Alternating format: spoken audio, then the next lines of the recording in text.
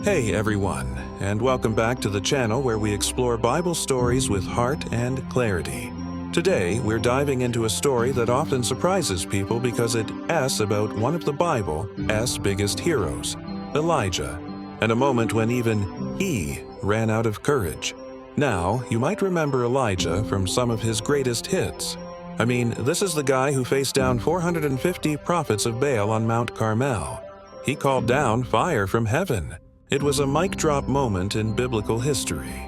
He was bold, he was fearless, he was a true champion for God.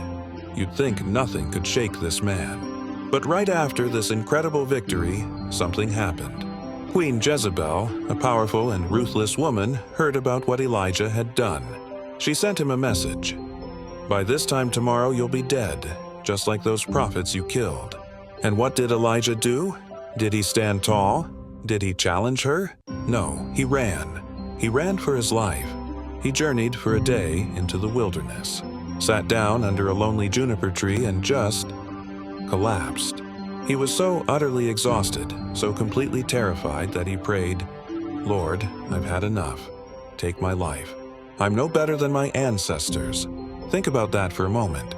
This man, who had just witnessed God's incredible power, was now at his lowest point, wanting to give up. Have you ever felt like that? Like you've done something amazing, but then a new challenge hits and suddenly all your strength, all your courage just drains away? That's exactly where Elijah was. He felt alone, defeated, and utterly worthless.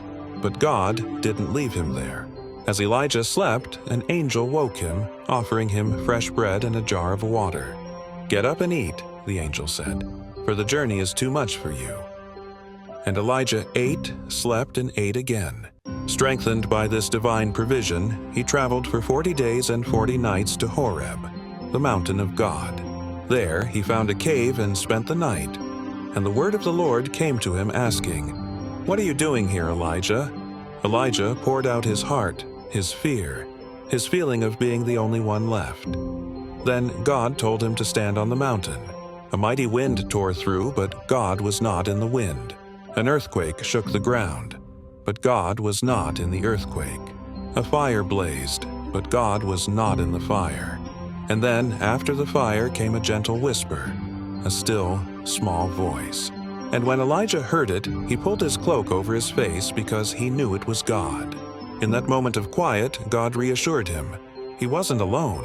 There were still thousands who were faithful. And God gave him new instructions, a new mission, and even a successor in Elisha. Elijah's story reminds us that even the strongest among us can hit rock bottom. It's okay to feel afraid, to feel exhausted, to feel like you want to give up. But it's also a powerful reminder that God sees us in our lowest moments.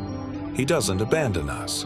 He provides, He strengthens, and He speaks to us, often not in the dramatic storms, but in the gentle whispers of reassurance. He gives us new purpose and reminds us that we are never truly alone. So, if you're feeling a bit like Elijah under that juniper tree today, remember this: God's grace is always there, ready to lift you up and guide you forward. Thanks for watching. Subscribe and share.